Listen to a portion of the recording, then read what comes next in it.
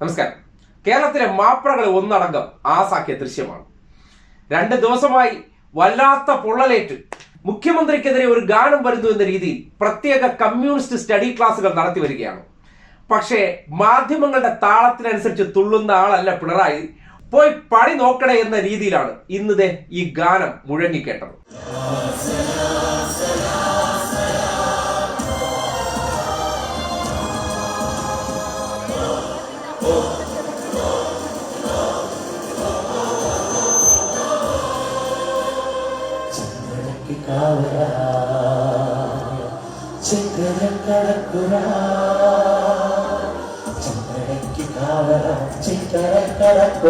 ചെങ്കൊടി കരത്തിലേക്ക് കേരളം തയ്ക്കുക,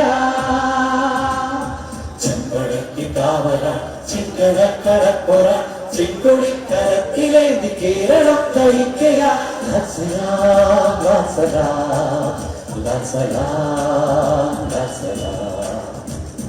വിപ്ലവത്തിൻ പാതയിൽ ജീവനായ താടിയും ശക്തമായ ബന്ധങ്ങളെ ധീര സാരഥി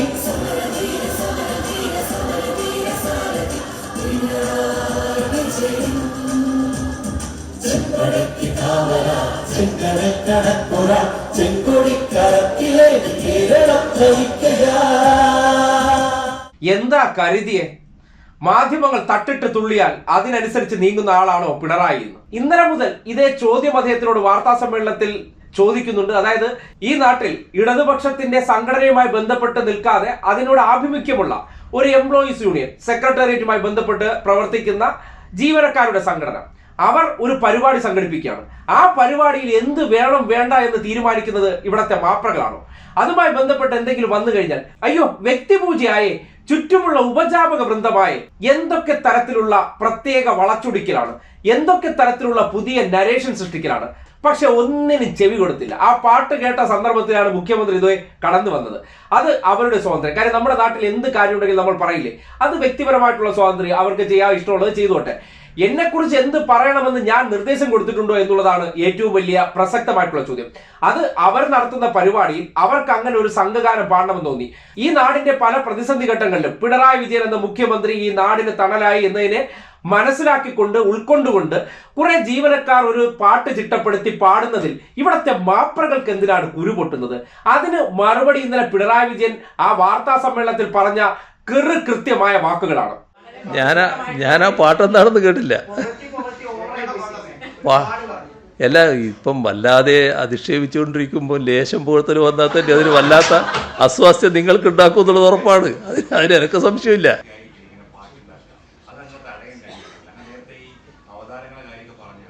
എന്നാൽ അങ്ങനെയാണെങ്കിൽ പാട്ടുണ്ടാക്കിയ ആൾ എൻ്റെ അടുത്ത് വരട്ടെ, ഇതുവരെ വന്നിട്ടില്ല.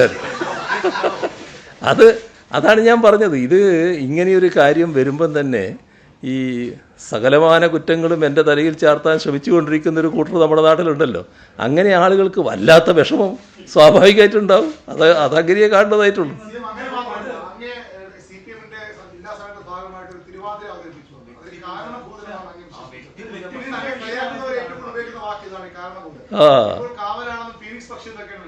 എങ്ങനെ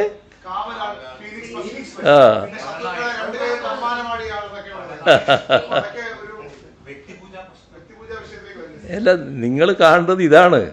ഈ പറയുന്ന തരത്തിലുള്ള വലിയ എതിർപ്പുകൾ ഉയർന്നു വരുമ്പോൾ അതിൻ്റെ ഭാഗമല്ലാതെ ഒരാൾ എങ്ങനെ വരുന്നു, അല്ലെങ്കിൽ ഒരു കൂട്ടർ എങ്ങനെ വരുന്നു എന്ന് നിങ്ങൾ ചിന്തിക്കുന്നുണ്ട്. അതിൻ്റെ ഭാഗമാണത്.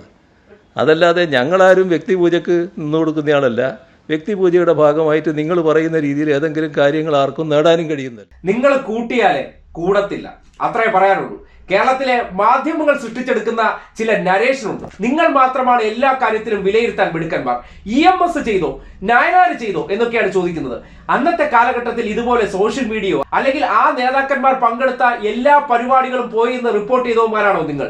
അന്ന് എന്തൊക്കെ ഉണ്ടായിരുന്നു ഇല്ലായിരുന്നു എന്നൊക്കെ ഇന്നത്തെ പുതിയ കാലഘട്ടത്തിൽ എന്തുമേതും പുറത്തേക്ക് വരാൻ സാഹചര്യമുള്ള ഈ സന്ദർഭത്തിലിരുന്ന് അന്ന് ഇതൊന്നും നടന്നിട്ടില്ല എന്ന് ആധികാരികമായി പറയാൻ നിങ്ങൾ ആരാണ്? നിങ്ങൾ കരുതരുത് നിങ്ങളാണ് സർവ്വവിജ്ഞാന കോശമെന്നും ഈ അഖില ലോകത്തെ സകല വിഷയങ്ങളും വിലയിരുത്താൻ വിശാരദന്മാർ നിങ്ങളാണെന്ന് കരുതരുത്. അങ്ങനെയാണെങ്കിൽ മോഡി സ്തുതി പാടൽ കാണുമ്പോൾ നിങ്ങൾക്ക് പൊള്ളലേൽക്കേണ്ടതുണ്ട്. അവിടെയൊക്കെ അത് നടക്കും. പക്ഷെ കമ്മ്യൂണിസ്റ്റുകൾക്ക് ഒന്നും പാടില്ല. നല്ല വസ്ത്രം പാടില്ല, അവരെക്കുറിച്ച് നല്ല പാട്ടുകൾ പാടില്ല, അവരെക്കുറിച്ച് നല്ല വാക്കുകൾ പറയാൻ പാടില്ല. അങ്ങനെയൊക്കെ ഉണ്ടായിക്കഴിഞ്ഞാൽ ഇന്നലെ റിപ്പോർട്ടർ ചാനലിനകത്തിരുന്ന് സുജയ പാർവതി, അത് സംഘപരിവാറുകാരി ആണെങ്കിൽ പോലും ഒരു വാചകം പറയുന്നത് കേൾക്കാനിടയായി. ആ വാചകം കൃത്യമാണ്. പക്ഷെ ഈ പാട്ട്, അത് മുഖ്യമന്ത്രി പറഞ്ഞ വാചകം എന്താണ്?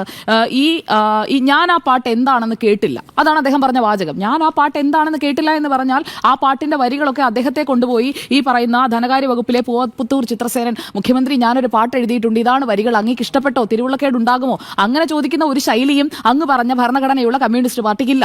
എന്തായാലും ഈ ചിത്രസേനനെ അങ്ങനെ ഒരു പാട്ട് എഴുതാനായിട്ട് എം വി ഗോവിന്ദൻ ചുമതലപ്പെടുത്തിയിട്ടുമില്ല എന്നാണ് ഞാൻ മനസ്സിലാക്കുന്നത്.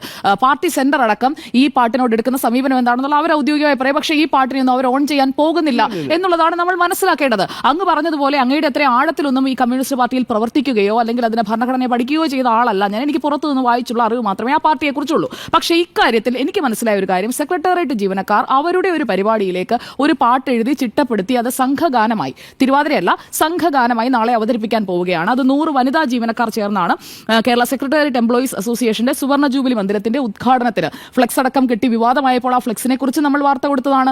അതേക്കുറിച്ചും ആ ഫ്ലെക്സിനെ കുറിച്ചും അതുപോലെ അത് കെട്ടിയത് ശരിയായില്ല എന്ന് പറഞ്ഞ് വാർത്ത കൊടുക്കുകയും ഇപ്പോൾ ഹൈക്കോടതി അടക്കം അതിൽ ഇടപെടുകയും ചെയ്തതാണ്. അപ്പോൾ ആ ഫ്ലെക്സ് കെട്ടുന്നത് ഹൈക്കോടതി ഉത്തരവിന് വിരുദ്ധമായിട്ടുള്ള ഒന്നാണ് എന്ന് പറഞ്ഞ് വാർത്ത കൊടുക്കുകയും ചർച്ച ചെയ്യുകയും അതിനെ വിമർശിക്കുകയും ചെയ്യുന്ന നമ്മൾ, ജീവനക്കാരാണ് ഈ നിമിഷം വരെ CPIM എന്ന പാർട്ടിയുടെ ഏതെങ്കിലും ഒരു ഘടകം അല്ലെങ്കിൽ പാർട്ടി സെന്റർ ഈ ഗാനത്തെക്കുറിച്ച് ഇത് ഞങ്ങളുടെ അറിവോടെയാണ്, അങ്ങനെ ഒരു ഗാനത്തിന് എന്താ കുഴപ്പം എന്ന് ചോദിച്ചുകൊണ്ട് എൻഡോഴ്സ് ചെയ്തുകൊണ്ട് ഒരു നേതാവ് പോലും വന്നിട്ടില്ല, ഒരു പ്രാദേശിക നേതാവ് പോലും വന്നിട്ടില്ലാത്ത കാര്യത്തിൽ പാർട്ടിയുടെ ചട്ടം ഇതല്ല, പാർട്ടി ശൈലി ഇതല്ല, ഇതിനു മുൻപുള്ള മുഖ്യമന്ത്രിമാരെ കുറിച്ച് നേതാക്കളെ കുറിച്ച് ഇങ്ങനെ പാട്ട് എഴുതിയിട്ടുണ്ടോ, ഇങ്ങനെ എഴുതാൻ പാടുണ്ടോ എന്നൊക്കെ ചോദിക്കുന്നതിന് പിന്നിൽ എനിക്ക് കാണാൻ കഴിയുന്ന ഒരു കാരണം അന്ധമായ പിണറായി വിരോധമുണ്ട്. പിണറായി വിജയനെ കുറിച്ച് നല്ലതൊന്നും ആരും പറയാൻ പാടില്ല എന്നുള്ള ഒരു വിചാരമുണ്ട്. പിണറായി വിജയനെ നന്നായി കാണുന്നവരുമുണ്ട്, മോശമായി കാണുന്നവരുണ്ട്. മോശമായി കാണുന്നവരുടെ എണ്ണം ഒരുപക്ഷെ കൂടുതലായിരിക്കാം. അതിൽപ്പെട്ടവർക്ക് നല്ലത് കണ്ടാൽ ചിലപ്പോൾ ഇഷ്ടപ്പെട്ടില്ല എന്നും വരും. മറുഭാഗത്ത് നിൽക്കുന്ന ആളുകൾക്ക് അതേപോലെ തന്നെ പിണറായി വിജയനെ ഇഷ്ടപ്പെടാനായിട്ടുള്ള കാരണങ്ങൾ ഉണ്ടാകും. ഞാനൊരു പിണറായി ഫാൻ ഒന്നുമല്ല, പക്ഷേ പിണറായി വിജയൻ ചെയ്യുന്ന മോശം കാര്യങ്ങളെ നിശ്ചിതമായി തന്നെ വിമർശിക്കുകയും ഇനിയും അങ്ങോട്ട് വിമർശനം തുടരുകയും തന്നെ ചെയ്യുന്ന ഒരു വ്യക്തിയാണ് ഞാൻ. പക്ഷേ ഇവിടെ ഈ തൃശൂർ സമ്മേളനത്തിലൊക്കെ അദ്ദേഹത്തിന്റെ പടം പതിപ്പിച്ചിട്ടുള്ള ഫ്ലാഗ് ഒക്കെ ഉയർന്നിരുന്നല്ലോ, അന്നത് താഴ്ത്താനാണ് പിണറായി വിജയൻ പറഞ്ഞതെന്നാണ് ഞാൻ ഓർക്കുന്നത്. എന്തായാലും എല്ലാ കാര്യങ്ങളിലും പിണറായി വിജയൻ വളരെ ധാർഷ്ട്യത്തോടെ ഇടപെടുന്നു. കടക്കു പുറത്തെന്ന് പറയുന്ന പിണറായി വിജയൻ, അങ്ങനെ വിമർശിക്കുന്ന പിണറായി വിജയനെ ഏറ്റവും കൂടുതൽ വിമർശിച്ചിട്ടുണ്ട്. മാധ്യമങ്ങളുടെ ഏറ്റവും കൂടുതൽ ചർച്ചകൾക്ക് വിധേയനായിട്ടുള്ള ഒരു മുഖ്യമന്ത്രി അങ്ങ് പറഞ്ഞതുപോലെ മറ്റാരുമല്ല, അത് പിണറായി വിജയൻ തന്നെയാണ്.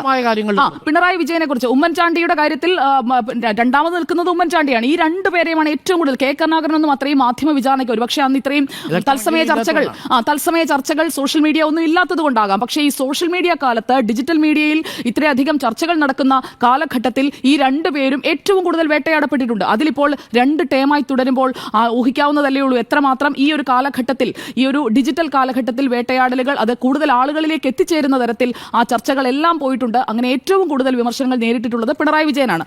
സ്വാഭാവികമായും ഇങ്ങനെ ഒരു പാട്ട് വരുമ്പോൾ അങ്ങനെ ഒരു പാട്ട് പാടില്ല, കാരണം ഇയാളെ നമ്മൾക്ക് ഇഷ്ടമല്ല, അതുകൊണ്ട് ഇങ്ങനെ ഒരു പാട്ടേ പാടില്ല എന്ന് പറഞ്ഞുകൊണ്ട് ഒരു കേന്ദ്രത്തിൽ നിന്ന് ഇത് വരികയാണ്. കേരളത്തിലെ മാധ്യമ സ്ഥാപനങ്ങൾക്കകത്ത് കുത്തി നിറച്ചിരിക്കുന്ന സംഘപരിവാർ കുബുദ്ധികളുണ്ട്.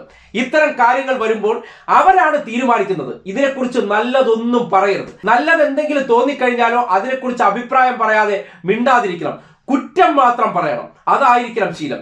അതായത് ചില മനോഭാവങ്ങളാണ്. അവരാണ് ഈ പാട്ട് പുറത്തേക്ക് വന്ന ഉടനെ വല്ലാത്ത രീതിയിൽ പൊള്ളലേറ്റുകൊണ്ട് കമ്മ്യൂണിസ്റ്റ് നേതാക്കന്മാരോ കമ്മ്യൂണിസമോ എങ്ങനെയാണ് പ്രവർത്തിക്കേണ്ടത് അതുമായി ബന്ധപ്പെട്ട് നിൽക്കുന്നവർക്കെല്ലാം പ്രത്യേക സ്റ്റഡി ക്ലാസ് എടുക്കുന്നത്. മറ്റേ സൈഡിലോ അതല്ല, സ്വാഭാവികമാണ്. അവർ ചെയ്യുന്ന പോലെയാണോ കമ്മ്യൂണിസ്റ്റുകൾക്ക് പ്രത്യേക ക്ലാസ് എടുക്കണ്ടേ? കമ്മ്യൂണിസ്റ്റുകൾ ഇങ്ങനെയൊക്കെ ജീവിക്കേണ്ടേ? കമ്മ്യൂണിസ്റ്റുകൾ ഇങ്ങനെയൊക്കെയാണ് ചെയ്യേണ്ടത്. അവർക്ക് നല്ല വീട് പാടില്ല, നല്ല വസ്ത്രം പാടില്ല, മക്കൾ വിദേശത്ത് പോയി പഠിക്കാൻ പാടില്ല, നല്ല ജോലി ചെയ്യാൻ പാടില്ല. ഇതൊന്നും ഇല്ലാതെ എല്ലാ കാലത്തും തൊഴിലാളി മോഡലിൽ ഉടുക്കാനും ഉണ്ണാനും ഇല്ലാത്ത രീതിയിൽ നടക്കുന്നതായിരിക്കണം കമ്മ്യൂണിസം എന്ന് പോയി പണി നോക്കണേ സംഘപരിവാറിന്റെ പ്രശ്നം താങ്കികളായിട്ടുള്ള സവർണ കുബുദ്ധികളെ എന്ന് പറയാനുള്ളൂ. അത്തരത്തിലുള്ള ഏതെങ്കിലും പ്രചരണങ്ങളൊക്കെ കേട്ടിട്ട് ആരും അവിടെ അങ്ങ് അടക്കി പിടിച്ചിരിക്കാൻ പോകുന്നില്ല. ഈ നാട്ടിൽ ഓരോരുത്തർക്ക് ഇഷ്ടമുള്ള കാര്യങ്ങൾ ചെയ്യും. അത് നിങ്ങൾക്ക് ദഹിക്കുന്നില്ലെങ്കിൽ ഇത് കേരളത്തിന്റെ പൊതുചിന്താഗതിയോ കമ്മ്യൂണിസം ഇങ്ങനെയാണോ എന്ന ചോദ്യം ചോദിക്കുന്ന നിങ്ങൾ ആദ്യം സ്വമേധയാ പോയി കമ്മ്യൂണിസം പഠിക്കൂ. ഈ നാട്ടിൽ വ്യക്തികൾക്കുള്ള അവകാശത്തെക്കുറിച്ചും അത് കമ്മ്യൂണിസ്റ്റുകൾക്ക് ഇല്ല എന്ന് ധരിക്കുന്നുണ്ടെങ്കിൽ അത് ഒരു മനോരോഗമാണെന്ന് മാത്രമേ പറഞ്ഞു വെക്കാനുള്ളൂ.